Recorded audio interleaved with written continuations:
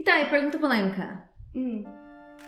Pra te perdoar alguém, a pessoa precisa pedir perdão pra ti? Então, O que tu acha? sendo bem sincera, Olá, bem-vindos ao Sem Título, um projeto que, assim como a arte, pode ao mesmo tempo ser efêmero e eterno. Eu sou a Pauline. eu sou a Isadora e sejam muito bem-vindos a mais um episódio. Hoje o nosso tema vai ser bem especial em comemoração à Páscoa, né? Como E aí? Vim eu aqui que sou uma personagem muito importante nesse meio. Mentira, isso aqui não é importante. Tchau! Isadora, o que Páscoa significa para ti? É um momento de renovação, de pensar em tudo que a gente pode fazer para melhorar, um momento que eu também acho que é um dos mais especiais da história da humanidade para mim, né?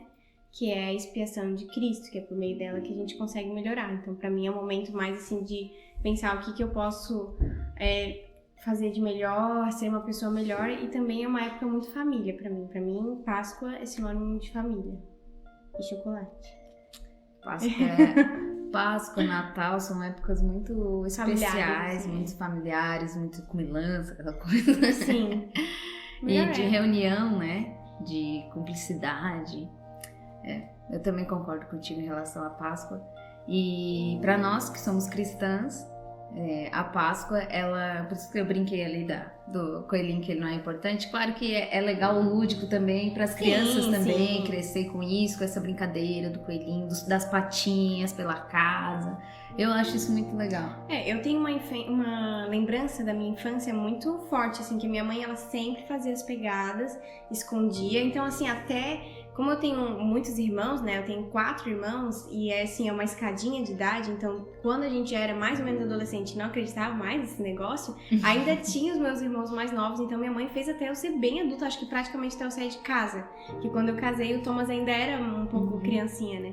Então é uma memória muito boa, acho assim, que é equilibrar também, a gente não pode ser radical, né, de botar tudo de lado, mas só de lembrar, assim, da minha mãe desenhando, e eu imagino que ela desenhou de madrugada, né, então, porque a gente não viu, então ela desenhando os pezinhos, cortando, Tu já chegou a fazer pras meninas?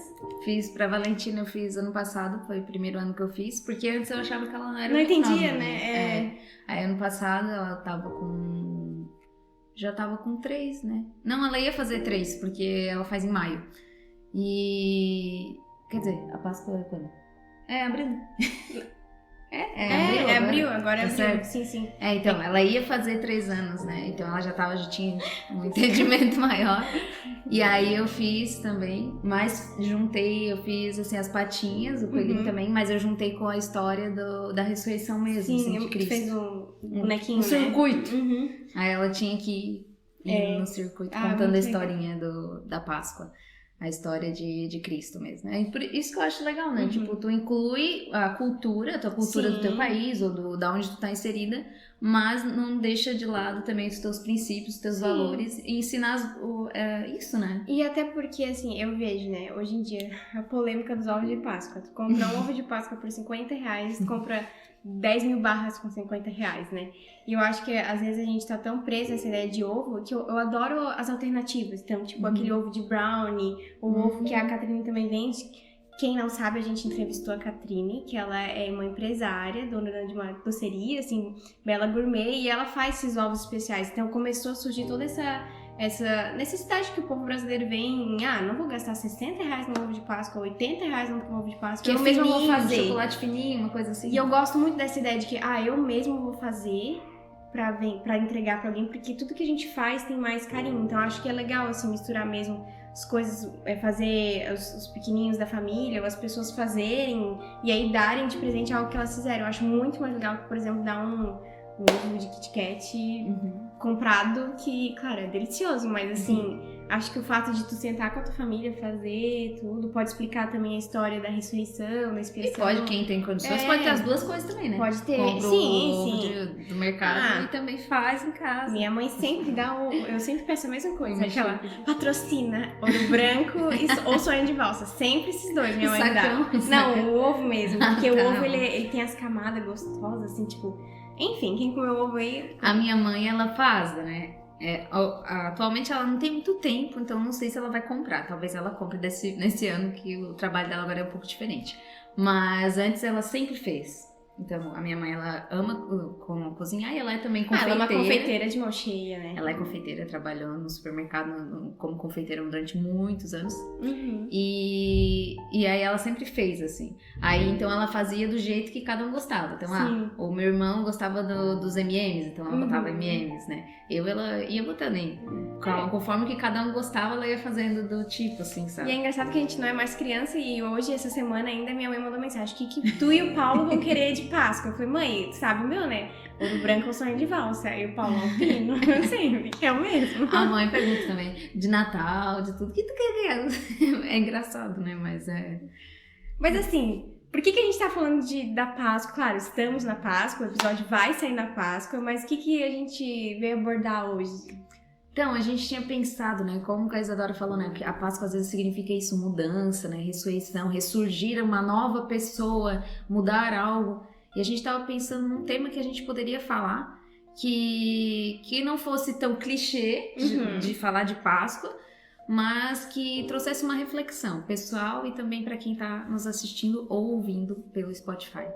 E então o tema seria perdão. Um tema bem... Eu confesso, difícil. Que eu sou uma pessoa que eu tenho bastante dificuldade com isso.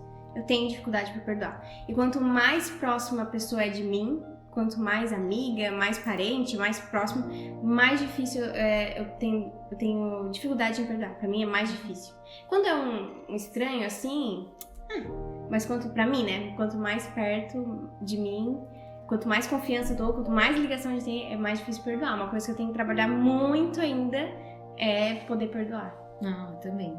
Acho que todo mundo, né? Todo mundo tem. Alguns têm mais dificuldade em umas coisas, outros têm mais dificuldade em outras, mas eu acho que o perdão é algo que todo mundo precisa todo dia tá trabalhando isso dentro de si. Porque todo dia, às vezes, alguém faz alguma coisa pra gente, ou a gente faz alguma coisa pra alguém que falou demais, ou não mal entendido, ou realmente foi uma coisa que tu fez e se arrependeu de coração. E então, acho que todo dia...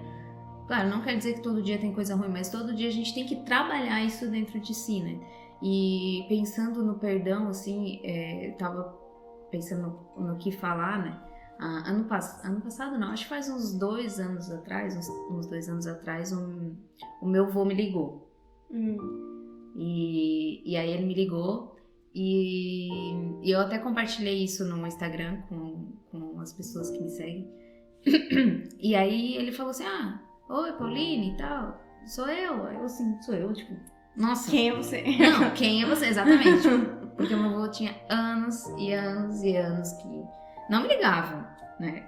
Acho que nunca me ligou, pra falar a minha verdade. E aí eu achei estranho, assim, o vô. E como eu só tinha, né, na época, um vô vivo, que era ele, eu falei assim, oi, vô, tudo bem e tal. Eu comecei a conversar com ele, e aí ele começou a chorar, e ele pediu perdão, e me perdoa porque ter se afastado e tal. O vô tá mal, eu vou morrer. Isso já faz uns 2, 3 anos. E eu vou morrer, eu não quero me arrepender de estar longe dos netos. E eu tô ligando pros netos pra perguntar, e eu amo muito você, te amo muito, tal, como é que tá essa menina, aquela coisa. E aí a gente conversou, tipo, eu fiquei até, sabe quando tu não espera? Então eu fiquei um pouco sem reação na hora, assim, meio que só, tá? É aquele negócio, tu deseja muito com que aconteça, mas tu nunca espera que vai acontecer. É estranho, né? E assim, né, não vou entrar no mérito da questão, por que a gente se afastou e nem o que aconteceu na família, enfim, mas quando a gente desligou o telefone, eu fiquei pensando, nossa, eu não quero também chegar com 89 anos, que era a idade que ele tava, e ficar pensando assim, ter que esperar algo tão trágico quanto a morte. Isso, e tanto tempo, sabe? E aí eu fiquei pensando muito nisso, refletindo muito sobre isso. E perdoei ele de todo o coração. Também pedi perdão porque nunca é só uma parte, sempre as duas partes têm erros e coisas a melhorar. E aí eu fui visitar ele, já fazia muito tempo que eu não ia. Levei a Valentina pra conhecer ele e tudo mais. E recentemente meu avô faleceu, né? Não faz muito tempo ele faleceu. Levou ainda uns aninhos, daquela ligação ainda levou uns 2, 3 anos. Né? Mas ele descansou porque nesse último ano ele tava sofrendo muito, assim. Muito mesmo, então já tinha uma certa idade, né? Então ele descansou. E eu fiquei pensando bastante nisso. Ele foi, mas o meu coração tava em paz, sabe? De saber que não ficou nada pra trás. Claro que sempre poderia ter melhor, poderia ter visitado mais e tal, mas isso me fez refletir muito sobre o perdão, né? O que é o perdão? É essa paz no coração, sabe? Sim. E eu acredito, assim, que muitas vezes quando a gente faz algo de errado, a gente quer que as pessoas nos perdoem facilmente. Mas uma coisa que me fez entender, assim, um pouco melhor, né? Porque eu acho que ainda tem que melhorar muito, é que, assim, às vezes algo que eu fiz pra uma pessoa, pra mim pode parecer nada. Mas pra pessoa pode ser o fim do mundo. Isso tanto ou melhor coisa do mundo. Isso tanto pra coisas positivas quanto pra coisas negativas. Então, às vezes, um bom dia, um abraço faz toda a diferença na vida de uma pessoa. E às vezes, quando tu tá num dia ruim e tu não dá um bom dia, pode fazer tão mal quanto bem, entendeu? Então, acho que essa questão do perdão é a gente entender que por mais que na nossa visão alguma coisa seja muito pequena ou muito grande, o que importa é a visão da pessoa. Então, por exemplo, assim, já aconteceu situações comigo, provavelmente contigo também, que a pessoa vem pedir perdão pra mim, alguma coisa, e eu falo, nossa, mas eu nem me lembro que tu fez isso, sabe? Tipo, você tem certeza que tu fez alguma coisa comigo? Mas a pessoa tava sofrendo tanto com aquilo que ela fez, e ela achou que aquilo era enorme, achou que eu estaria super mal, que eu estaria brava com ela, e no fundo não era, entendeu? No fundo era tipo assim, eu até tinha esquecido que aquilo tinha acontecido. Então, acho que uma das coisas que tem me ajudado a entender bem essa questão do perdão é eu entender que, independente do que for, o que realmente importa é o tamanho daquilo pra pessoa. Mesmo que seja algo enorme pra mim, pra outra pessoa pode ser pequeno, ou mesmo que seja algo pequeno pra mim, pra outra pessoa pode ser enorme, assim. Isso me ajuda a entender um pouco mais sobre, né? Verdade. Eu acho que a morte de Cristo, né, quando ele morreu, ficou muito essa questão também no ar, né? Tipo, a morte, acabou tudo. E aí, quando ele ressurge, que a Páscoa para os cristãos é a ressurreição de Cristo, quando ele ressurge, ele traz essa esperança de que não acabou ali e tem ainda algo além daquilo, né? E quando acontece assim, de alguém falecer na família, é triste, é difícil, principalmente para aqueles que estavam bem próximos. Então, tipo, a minha tia que estava cuidando do vô ali nos últimos dias, que viu ele falecer, que pegou ele de manhã já falecido, né? Para ela estava sendo muito mais difícil do que para mim, por exemplo. Não que não estivesse sendo difícil para mim, mas para ela era uma dor mais profunda. Então, mas esse acontecimento faz as pessoas refletirem. A gente não precisa esperar as coisas radicais acontecerem, coisas enormes pra gente poder pedir perdão de alguém, né? Ou pedir, ou procurar ser uma pessoa melhor, eu acho, em geral, né? Porque às vezes a gente tá citando um exemplo que é bem radical, né? Sim. Aí as pessoas pensam, nossa, mas pequenas coisas, assim, como, por exemplo, o jeito que tu trata uma pessoa que tu tá morando junto, né? Teu pai, tua mãe, os teus irmãos, o teu marido, a tua mulher, teus filhos, porque tu não tá num dia bom, isso pode magoar muito alguém. E tu achar que, não, eu tô no meu direito, sabe? Eu tô no dia e vou tratar assim, acabou, desculpa. E às vezes é muito mais do que só uma desculpa que é necessário, né? Então acho que a gente não precisa esperar o pior acontecer pra gente aprender a pedir desculpa, sabe? E eu falo isso porque eu sou aprender mesmo, é um exercício, eu sou uma pessoa orgulhosa, sabe? Eu falo isso porque eu sou orgulhosa, eu sei disso, assim, pra mim...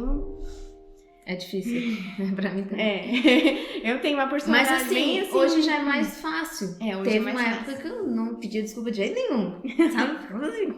Hoje já é mais fácil, assim, eu já já vi que eu fiz cagada, já peço, Guilherme, desculpa. Antigamente era bem complicado.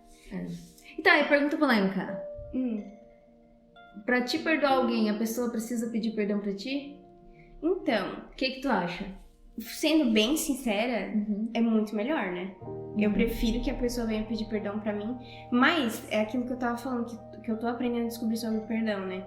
Às vezes a pessoa acha que aquilo foi tão pequeno que não é digno de pedir desculpa. entendeu? Tipo, fez só aquilo, eu não vou pedir desculpa. E aí te trata, tipo, normal, né? E pra ti, não, preciso de um desculpa, preciso de um perdão. Então eu acho que não necessariamente. Não é necessário a pessoa pedir perdão pra tu perdoar alguém. Porque eu acho que é mais como a gente se sente, entendeu?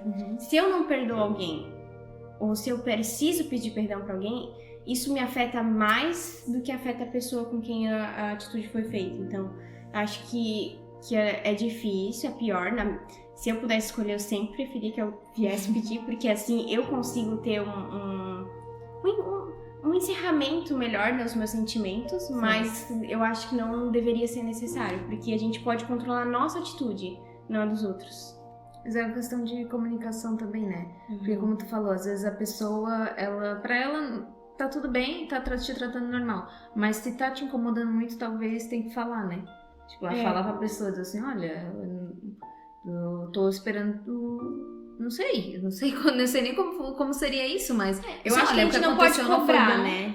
Tipo, mas falar como a gente se sente, não pode cobrar falar como o se perdão. Sente, não cobrar, exatamente. Porque são situações que às vezes são muito chatas, né? Quando tu vê assim, duas pessoas que não estão se falando porque uma tá esperando a outra pedir perdão, então... e às vezes eu penso assim que a pessoa realmente acredita que não fez nada de errado, ou realmente acredita que não fez algo que... Não ficou no coração, né? Foi, tipo passou. Assim, pra ela foi tão comum aquilo foi tipo, já passou. E todo mundo tem um jeito diferente, né? Então tem pessoas que são mais intensas em relação aos seus sentimentos e elas ficam presas ao passado, presas.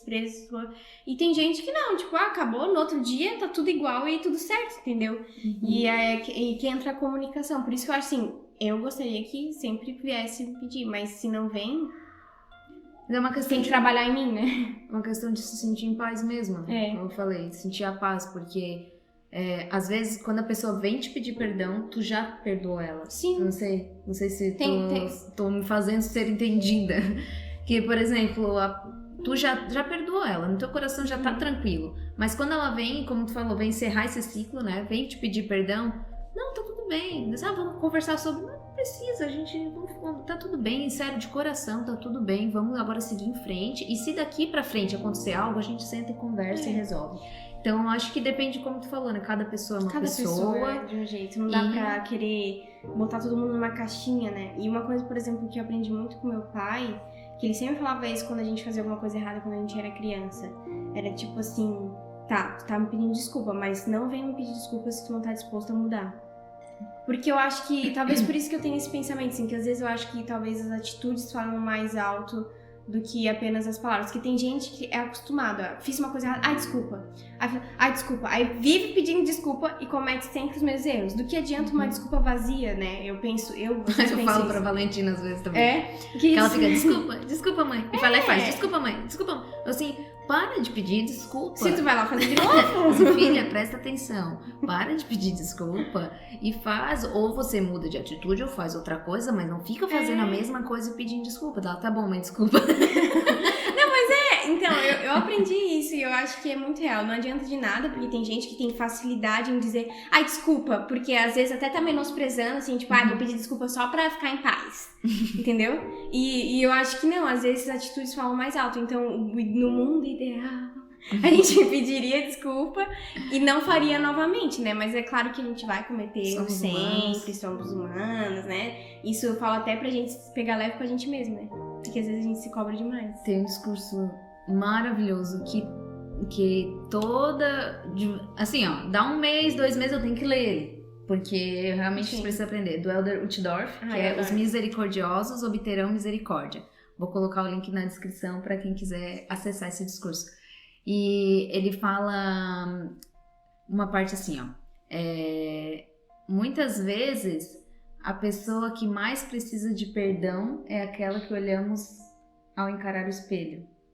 E muitas vezes é a mais difícil de ser perdoada. Com certeza. Então, ele fala pro perdão pros outros, mas ele diz, eu quero dar um adendo aqui. E aí ele fala essa parte.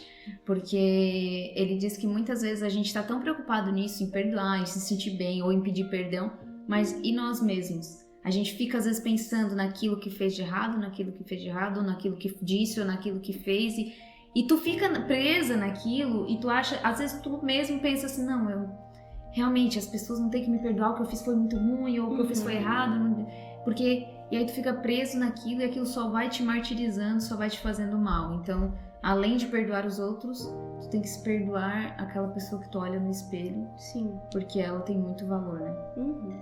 E acho que perdão envolve muito isso, atitude. É atitude. Eu acho assim, mais do que palavras, porque, claro, a gente tem que reunir coragem lá do fundo da alma pra ir falar com a pessoa, porque não é fácil, né, pra pedir perdão, ser humilde, dizer desculpa e reconhecer que errou. Mas eu acho que atitudes falam muito, assim. Eu me lembro de uma experiência que a gente morava em Manaus, né, e a minha irmã mais velha, a gente chegou lá logo na aula nova, né, na nossa igreja nova, e uma menina não gostou de cara da minha irmã. Não sei o motivo. Ela simplesmente não gostou da minha irmã mais velha. Ela olhou pra ela assim, decidiu, não gostei, nunca nem tinha falado com ela. E aí eu me lembro que a gente conversou isso com a mãe. Aí eu não lembro exatamente a conversa. E aí a minha mãe falou, por que tu não faz algo de bom pra ela? Por que tu não conquista ela? Tu não faz algo que ela vai gostar? Eu me lembro que a Luísa começou a dar presente pra ela, a convidar ela pra ir lá em casa. Várias coisas assim. Eu não me lembro exatamente, porque eu era muito pequenininha. Eu acho que eu tinha, 9 anos, 10 no máximo. Mas eu me lembro disso. Luísa, comenta aqui. Diz aqui, César, tá falando a verdade. Mas eu me lembro, assim, porque ela fez, acho que deu até um caderno pra ela, um diário, assim. E aí depois essa menina gostou dela, assim. Não viraram melhores amigas, tá? Não viraram.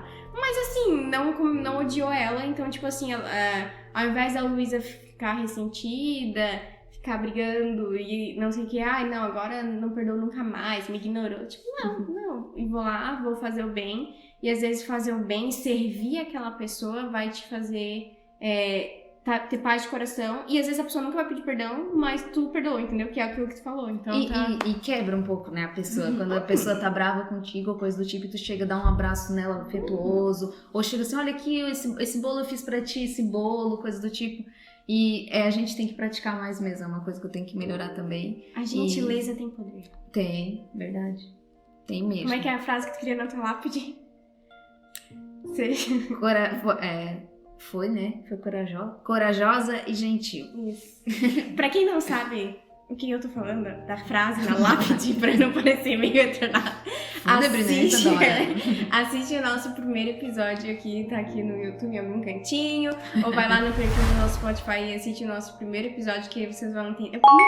É o primeiro, né? É o primeiro. O que a gente tá falando? Nunca é tarde para fazer loucuras. Isso. Que você vai entender esse negócio da lápide. Corajosa e gentil, né? E eu acho que é isso. Servir, as atitudes, elas têm muito poder. Então, às vezes, a gente tem pessoas que estão só esperando ouvir o perdão, né? Tipo, nossa, isso só lavou minha alma.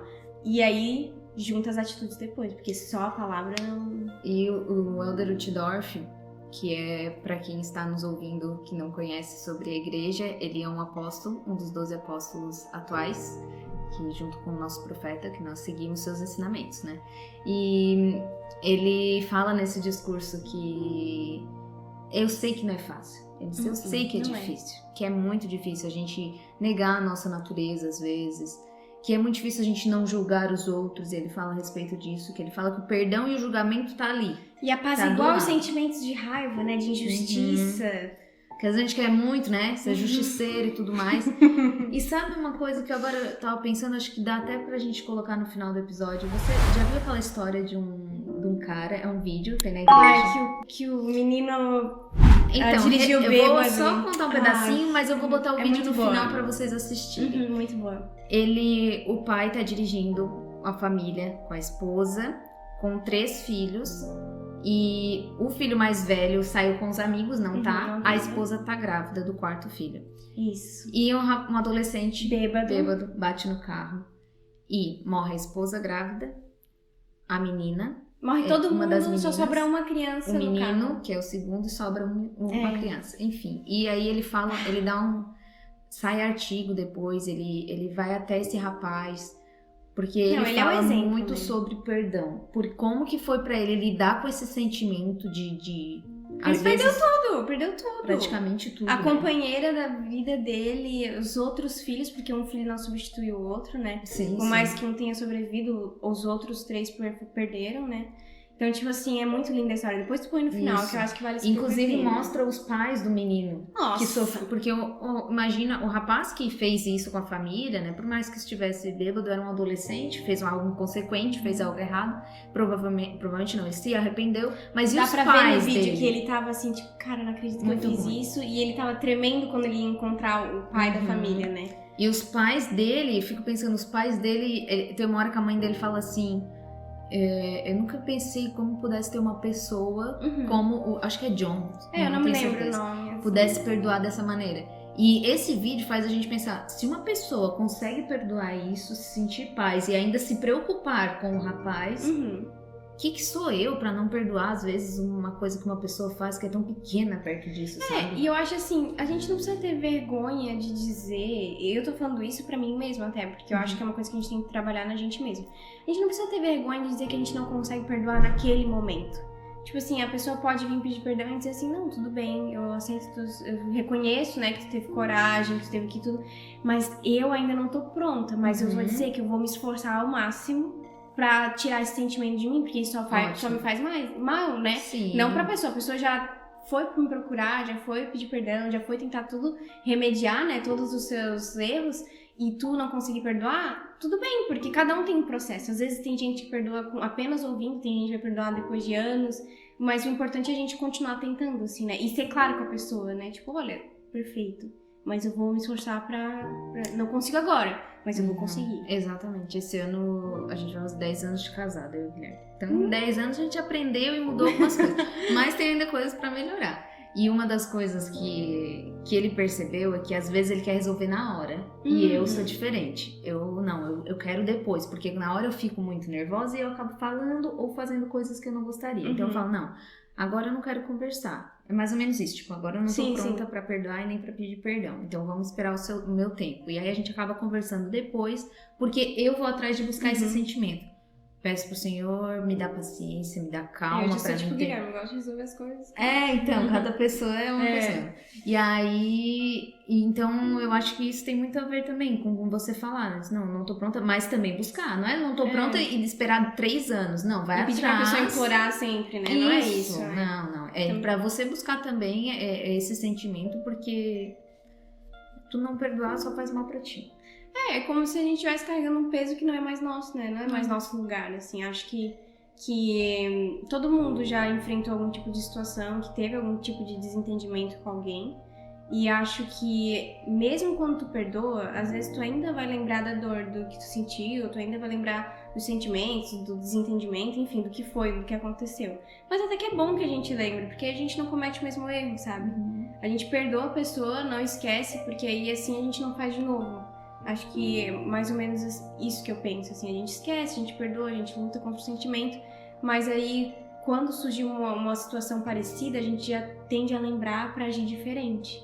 Eu acho que isso ajuda a gente a evoluir como pessoas mesmo, assim. E a gente também acho que percebe que a gente perdoou de verdade quando isso não vem à tona de novo. Então, por exemplo, tu vai brigar com a pessoa jogar na cara, e vem né? à tona isso. Aí tu percebe, eu acho que ainda ficou uma pontinha ali, né? Porque eu não perdoei totalmente. Então, eu acho que é uma autoavaliação. Isso. A gente tem que toda a vida fazer, não só nessa época de Páscoa, mas deixar pra fazer todos os dias. Que é o segredo da vida, né? Encontrar o equilíbrio, né? Encontrar o equilíbrio entre não tentar agir de novo daquela maneira, se você tá cometendo alguma coisa errada, se você pediu desculpa, e também não jogar na cara da pessoa aquilo que ela fez, né? Eu acho que é tentar encontrar equilíbrio que todo mundo tá tentando, né? Diariamente. Eu falo isso pra mim, ainda tem muito a construir, eu sou um pouco orgulhosa, sim.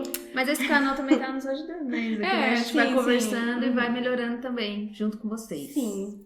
Então, muito obrigada por ter assistido até o final. Comenta aqui nos comentários o que a Páscoa significa pra você, que a gente vai adorar ler, responder, interagir com vocês. A gente tem amado ler os comentários. Muito obrigada por todos que estão comentando, curtindo e compartilhando. É importante para que o nosso canal fique bem visto, digamos assim, na plataforma do YouTube, né? Estamos começando. E que chegue para mais pessoas também, né? Isso aí. Isso. Então já segue a gente aqui no YouTube, segue a gente nas redes sociais, que a gente vai deixar nossos perfis pessoais e o do projeto. E a gente vê até o próximo episódio, né? Tchau! All right. 13.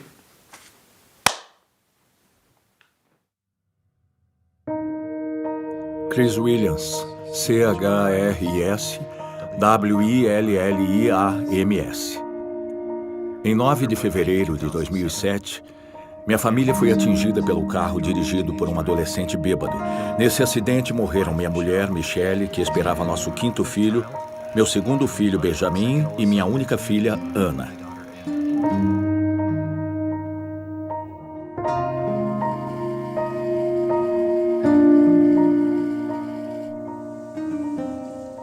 Para nós, aquela era uma sexta-feira normal.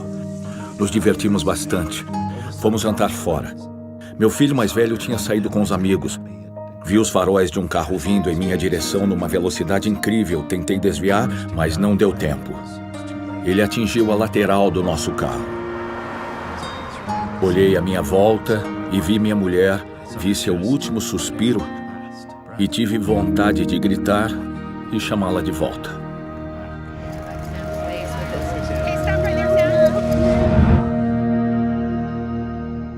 O próximo som foi o do meu próprio choro de angústia pela morte deles. Foi quase como se eu estivesse fora do meu corpo e ouvisse aquilo e percebesse que era eu quem produzia aquele som. Nunca me senti tão vulnerável na vida. Nunca me senti tão esmagado, espiritual, emocional e fisicamente. Quem tem filho adolescente fora de casa depois da meia-noite fica apreensivo quando toca o telefone. Eu levantei, atendi o telefone. Do outro lado da linha, um homem se identificou como sendo da polícia de Salt Lake City. Ele disse que nosso filho Cameron estava bêbado e que tinha se envolvido em um acidente, mas estava bem. Ele disse que nesse acidente 3 pessoas morreram.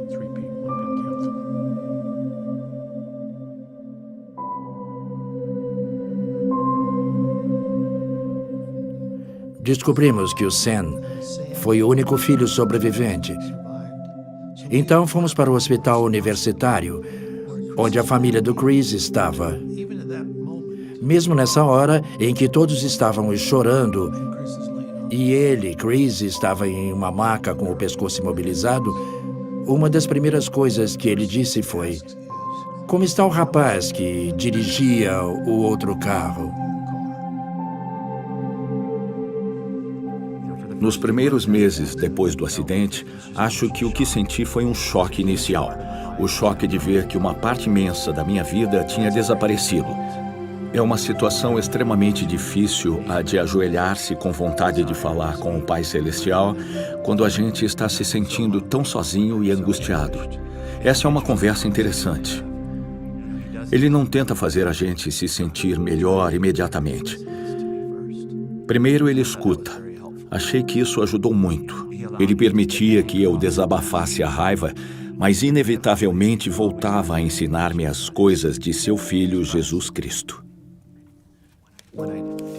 Quando eu ficava com raiva ou sentia-me muito sozinho, não canalizava isso para o causador do acidente. Canalizava para o Salvador. Quando olhei pela janela do carro, vi o carro que nos atingira virado. Eu ainda não sabia nem compreendia o que tinha acontecido, nem quem fizera isso conosco, nem qual era a situação. Só me lembro de sentir que eu precisava deixar isso tudo para trás. Podemos lidar com os problemas, com as situações e o sofrimento como Jesus lidaria.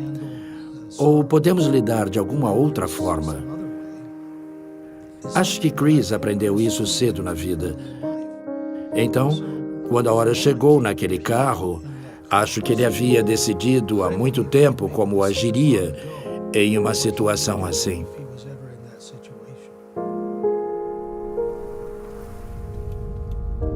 Há mais ou menos um ano, o Chris e o Cameron se conheceram e conversaram pela primeira vez.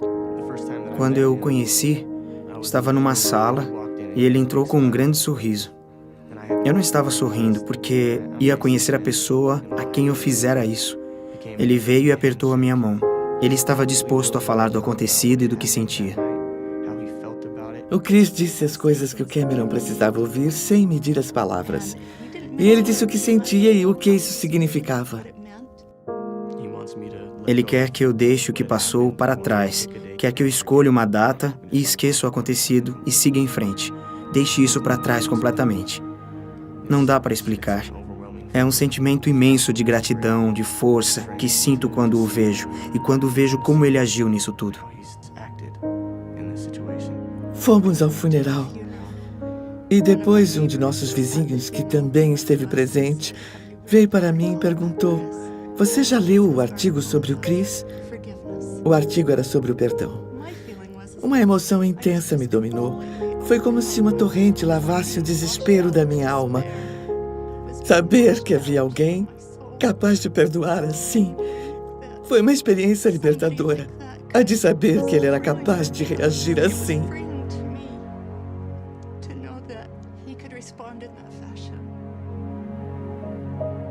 A ideia e o sentimento que eu expressei quando conversei com o Cameron foi simplesmente este.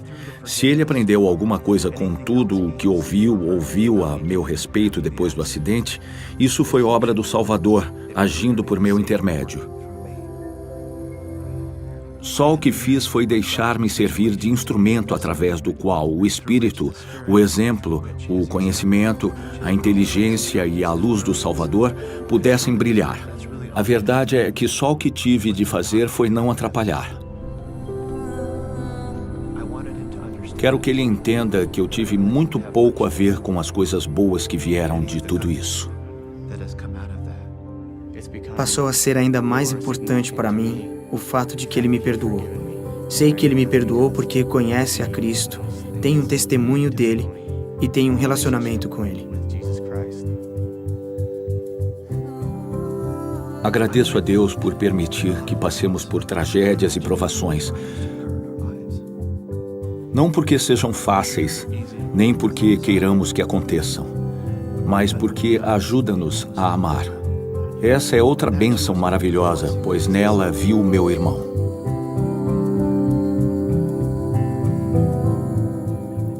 Foi para conhecer o homem de dores, experimentado em sofrimentos, como eu conheço, que estou aqui. Foi dificílimo aprender essas lições da forma que aprendi. Mas essas crises de tristeza sempre acabaram com a certeza e a esperança de que um dia eu venha vê-lo como ele é. Um dia, com sorte, serei como ele é.